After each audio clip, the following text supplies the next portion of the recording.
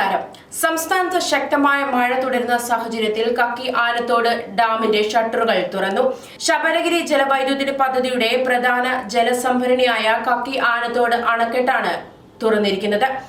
വൃഷ്ടിപ്രദേശത്ത് ശക്തമായ മഴ തുടരുന്നതിനാലും സംഭരണിയിലെ ജലനിരപ്പ് അപ്പർ റൂൾ ലെവലായ 976 മീറ്റർ ഉയർന്നതോടെയാണ് ഷട്ടർ ഉയർത്തിയിരിക്കുന്നത്. ഡാമിന്റെ 4 ഷട്ടറുകൾ ഘട്ടം ഘട്ടമായി 30 സെന്റിമീറ്റർ മുതൽ 60 സെന്റിമീറ്റർ വരെ ഉയർത്തി പമ്പ നദിയിലേക്ക് ജലം ഒഴുക്കും. പുറത്തേക്ക് ഒഴുക്കിവിടുന്ന ജലം ഏകദേശം 2 മണിക്കൂറിന് ശേഷം പമ്പ ത്രിവേണിയിലും 6 മണിക്കൂർ ശേഷം റാന്നിയിലും എത്തിച്ചേരും.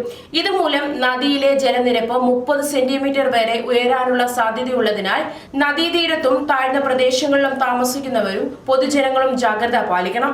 നദിയിലിറങ്ങുന്ന സാഹചര്യം പൂർണ്ണമായി ഒഴിവാക്കണമെന്നും ജില്ലാ കളക്ടർ എസ് പ്രേംകൃഷ്ണൻ അറിയിച്ചു. മറ്റു വാർത്തകളുമായി വീണ്ടും കാണാം. കൂടുതൽ വാർത്തകൾ അറിയാൻ പേജ് ഫോളോ ചെയ്യുക.